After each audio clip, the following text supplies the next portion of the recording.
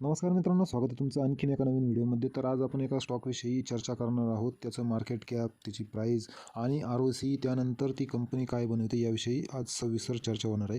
तर मित्रांनो, थोड्या वेळासाठी नाव लपवलेलं आहे. त्याचं कारण असं आहे की हा जो स्टॉक आहे, आता आपण ज्याची चर्चा करणार आहे, तर तो स्मॉल कॅपचा स्टॉक आहे. आता स्मॉल कॅपचे स्टॉक हे रिस्की का असतात, तर ते ज्या वेळेस पॉझिटिव्ह न्यूज येतात तर ते खूप चांगल्या पद्धतीने सर्किट लावत वर चालत असतात आणि ज्यावेळेस काही निगेटिव्ह न्यूज येतात त्यावेळेस करेक्शनसुद्धा फार मोठ्या प्रमाणात येतं. तर त्या हिशोबानुसार थोडं एक डिस्क्लेमर द्यायचं आहे मित्रांनो. ह्या स्टॉकमध्ये मी ऑलरेडी काही क्वांटिटीज उचललेल्या आहेत आणि इन केस अगर हा स्टॉक खाली जर आला तर एक चांगली लेवल आहे माझ्याकडं त्याच्याविषयी, तर त्या लेवलवर आणखीन क्वांटिटीज मला परचेस करायच्या आहे. तर मित्रांनो, ही जी कंपनी ही एक प्रॉक्सी प्लेयर ह्या हिशोबाने आपल्याला ॲनालाइज करता येणार आहे. आणि मेन विषय असा पण असणार आहे मित्रांनो, की ही जी रॉ मटेरियल बनवणारी कंपनी आहे, तर ती ज्यावेळेस आपला जो कच्चा माल आहे मोठ्या कंपन्यांना पुरवती, तर मित्रांनो त्या कंपन्यांचं काम ह्या कंपनीशिवाय होत नाही. तर मित्रांनो, प्लॅस्टिक इंडस्ट्री ही एक अशी इंडस्ट्री आहे की प्लॅस्टिक लवकर सडत नाही किंवा ते खराब होत नाही, तर त्याला रिसायकल करण्याचं काम आपली आज ही कंपनी करते. तर मित्रांनो, प्लॅस्टिक रिसायकल केल्यानंतर ते पुन्हा वापरात घेऊन आणि त्यापासून एक चांगली वस्तू बनवण्यात येते. तर टाकाऊपासून टिकाऊ बनवताना मित्रांनो ही कंपनी आपलं बेनिफिट करत असते. तर मला ROC पण चांगला वाटला, ROE पण चांगला वाटला आणि त्यानंतर स्टॉकचं पी जर बघितलं तर मात्र ₹13 आहे, म्हणजे अंडर व्हॅल्यूच्या कॅटेगरीमध्ये येतो. 52 वीकचा जो लो आहे स्टॉकचा, तर तो ₹61 आणि 52 वीकचा आहे 244ला. तर करंटली मी 198च्या आसपास त्याला 20 क्वांटिटीज उचललेले आहेत. तर कोणता स्टॉक आहे, तर DW प्लॅस्टिक लिमिटेड. आता देव प्लॅस्टिकसुद्धा म्हणू शकता, पण लिस्टिंग जी आहे मित्रांनो, देव प्लॅस्टिक इंडस्ट्रीज लिमिटेड. तर कंपनी काय करते ते पण आपण बघून घेऊया. क्लायंट कोण कोण आहे ते पण बघून घ्या. प्लॅस्टिक रिसायकल करून त्यापासून काही वस्तू बनवण्यात येतं, ज्याला की आपण प्लॅस्टिक पार्टिकल्स वगैरे रिसायकल करून आणि ते केबलचं जे आपलं इंडस्ट्रियल केबल असतात किंवा हाय व्होल्टेज जे स्पिडोल्स असतात PVC, हे रिसायकल करून ह्या वस्तू ज्या बनवतात, तर त्यासाठी हे रॉ मटेरियल बनवते. तर कंपनीकडं प्रोडक्ट प्रोफाईल चांगली आहे. आणि क्लायंट जर बघितले मित्रांनो, तर सर्वात आधी मी क्लायंटवर नेतो, म्हणजे तुम्हाला या कंपनीचा भरोसा लक्षात येईल की ह्या कंपनीचे क्लायंट कोण आहे. तर फिनोलेक्स केबल आहे, अँकर आहे, टोरंट पॉवर आहे, हॅवल्स आहे, अपार इंडस्ट्रीज. आता अपार इंडस्ट्रीज तर सगळ्यांना माहीतच असेल, पण ज्यांना माहीत नाही की अपार इंडस्ट्री चांगला आत्तापर्यंतचं मल्टीबॅगर स्टॉक आहे. त्यानंतर KC इंटरनॅशनल. आता बरेचसे जे कंपन्या आहे किंवा जे केबल तुमच्या घरात असतील, आपल्याही घरात आहे, तर त्या कंपन्या जे वायर्स बनवतात, तर ते वायरसाठी आवश्यक असतं ते प्लॅस्टिक कवर. तर प्लॅस्टिक हे कुठून मिळतं, तर DW प्लॅस्टिक ह्या कंपनीकडून ह्या रॉ मटेरियल परचेस करत असतात. आता याचा वापर कुठं होतो, प्लॅस्टिक रिसायकल केल्यानंतर. तर सर्व मित्रांनो, इथे ही माहिती देण्यात आलेली आहे की PVC पाईप जे असतात त्यासाठी पण वापर होतो. फुटवेअर म्हणजे आपले जे स्लिपर्स वगैरे बनवतो त्यासाठी पण होतो. पॅकेजिंग इंडस्ट्रीमध्ये होतो, ऑटोमोबाईल्समध्ये होतो. कन्झ्युमर ड्युरेबल म्हणजे आपण स्विचेस वगैरेचं बटन चालू बंद करतो, जे पॉवर ऑफ करतो, तर त्यासाठी. आणि इलेक्ट्रिकल अप्लायन्सेस म्हणजे जे प्लॅस्टिकपासून जे वस्तू बनवतात जसं की मिक्सर वगैरे, तर त्यासाठी ह्या रॉ मटेरियलचा उपयोग होतो. आता बाकीचं जर डीपमध्ये चर्चा केली तर व्हिडिओ खूप मोठा होणार आहे, पण मी एक कंपनीचं प्रोफाईल तुम्हाला सांगितलं. आणि इनकॉर्पोरेट झालेली मित्रांनो 2020ला, पण ॲक्च्युअली ही कंपनी सबसिडरी आहे. तर कोणत्या कंपनीची, तर कल्पना नावाची एक कंपनी वेस्ट बेंगॉल स्थित, तर त्याची सबसिडरी ही DW प्लॅस्टिक आहे.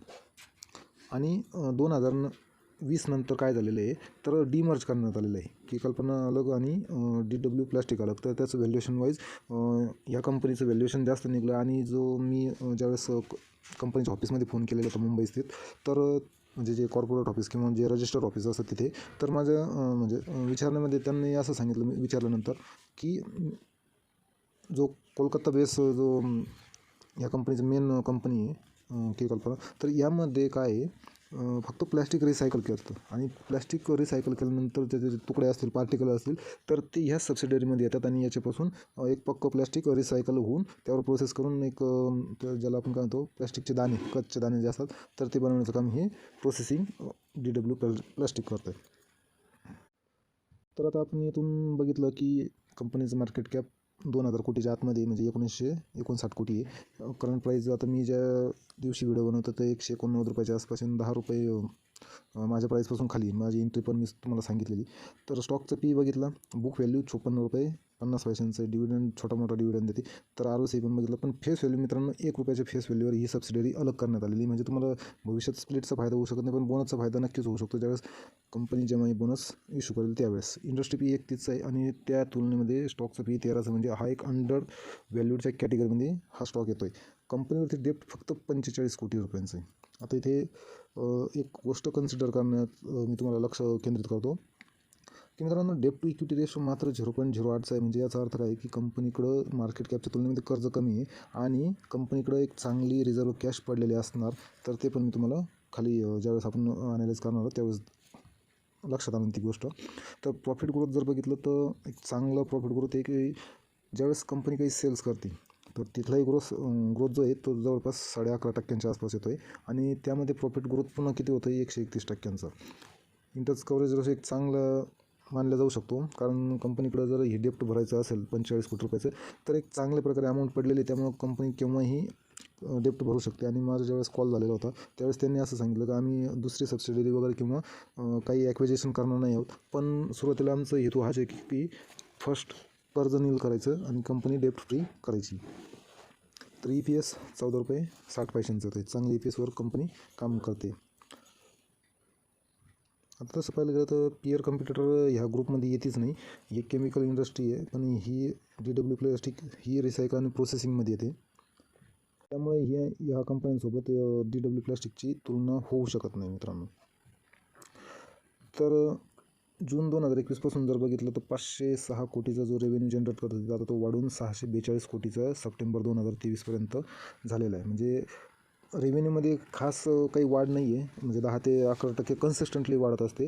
पण मित्रांनो, प्रॉफिटमध्ये जर बघितलं ज्यावेळेस आता आपण पास्ट हिस्ट्री जर बघितलं तर 11 कोटी दर क्वार्टरला कमावणारी कंपनी आता किती कमवते दर क्वार्टरला, तर 48 ते 42च्या दरम्यान एक रेशो निघून येतो. म्हणजे कंपनीचा बिझनेस चांगला, प्रॉफिट ग्रोथ जो आहे तो चांगला वाढतो आहे. त्यामुळे EPS जर बघितलं तर 4.8चा हा करंट क्वार्टरनुसार येतो आहे.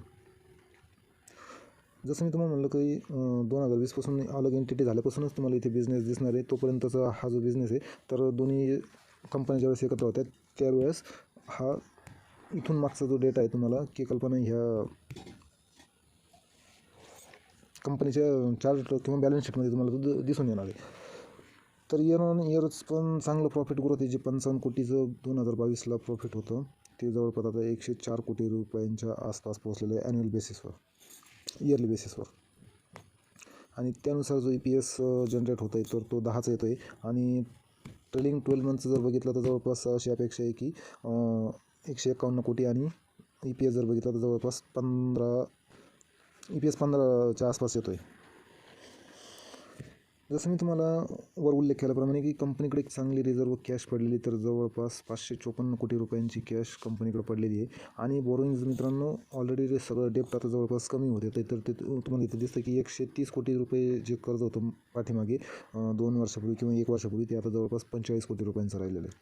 आणि बहुतेक कर्ज ह्या वर्षी नील होण्याची शक्यता आहे, कारण की मी ज्यावेळेस कंपनीमध्ये फोन केलेलं त्यावेळेस असं सांगण्यात आलेलं आहे जे सेक्रेटरी मॅडम आहे त्यांच्याकडून. आता फिक्स ॲसेटमध्ये मित्रांनो इथे चांगल्या प्रकारे थोडी वाढ होताना दिसते. म्हणजे 200 कोटी जे साधन सामुग्री आता जर इथे क्लिक करून बघितलं आपण तर लँड तर तीच आहे, पण प्लॅन्ट मशिनरीमध्ये वाढ झालेली. म्हणजे एक चांगल्या प्रकारे आपल्याला काय आहे की कंपनीच्या प्रोडक्टला मागणी आहे असं दिसतं आहे, कारण त्याशिवाय कंपनी तर एक्स्ट्रा मशिनरी लावणार नाही आहे, ह्यावरून हे सिद्ध होतं आहे. इक्विपमेंटमध्ये पण वाढ होते. त्यानंतर आणखीन काय म्हणू शकतो आपण, बाकी तर काहीच नाही, पण फर्निशिंग आणि फिटिंग्समध्ये पण थोडी वाढ झालेली दिसते. म्हणजे कुठेतरी कंपनीच्या प्रोडक्टमध्ये मागणी आहे, त्यामुळंच कंपनीनं मशिनरी ह्या बसवलेल्या आहे, एक्स्ट्रा मशिनरी ज्या आहेत त्या बसवलेल्या आहेत मित्रांनो. आता मेन गोष्ट येते की प्रमोटरची होल्डिंग किती आहे, तर जवळपास 75% आसपास आहे. म्हणजे एक चांगला रेशो जो आहे शेअरचा तो प्रमोटरकडे पडलेला आहे. आणि FIsकडे जर बघितलं तर आत्ता जून 2023 पासून FIsनं थोडी एंट्री घेण्यास सुरुवात केलेली. म्हणजे आता FIसुद्धा ॲक्टिवेट झालेली आहे आणि ह्याच डेटाच्या आधारावर मी ह्या स्टॉकमध्ये इन्व्हेस्टमेंट केलेली. पण मित्रांनो, डिस्क्लेमर पुन्हा देतो आहे की मी जी इन्व्हेस्टमेंट केलेली ती स्मॉल प्रमाणात आहे. 20 क्वांटिटी आत्ता घेतलेली आहे आणि जरी खाली आला स्टॉक तर मी वाट बघतो जे आणखीन 20 क्वांटिटी, त्यानंतर मी कुठल्याही प्रकारची यामध्ये फर्दर इन्व्हेस्टमेंट करणार नाही.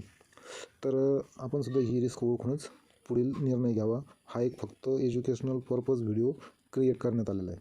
तर पब्लिकला जर बघितलं तर 24.98% हिस्सेदारी. तर चला मित्रांनो, हे होतं DW प्लॅस्टिक लिमिटेडच्या बाबतीत छोटंसं ॲनालाइज. त्यावरती आपण चर्चा केली आणि कंपनीचं थोडं काम समजून घेतलं. त्यानंतर आपल्याला असं बघायचं मित्रांनो की ज्यावेळेस आपण कोणताही स्टॉक घेताना त्याचं मार्केट कॅप किती आहे आणि त्या कंपनीचं कार्यक्षेत्र, पुढे भविष्यात त्या प्रॉडक्टची विक्री आणि त्याचं भवितव्य काय हे ओळखूनच इन्व्हेस्टमेंट करावं मित्रांनो. कारण इन्व्हेस्टमेंटमध्ये लाँग टर्मच पैसा बनतो आणि जर कंपनी चांगली असेल तर त्यात एक शांततेची झोप रात्री आपण निश्चित घेऊ शकतो. तर चला, या डिस्क्लेमरसह मी तुमचा निरोप घेतो आहे. धन्यवाद.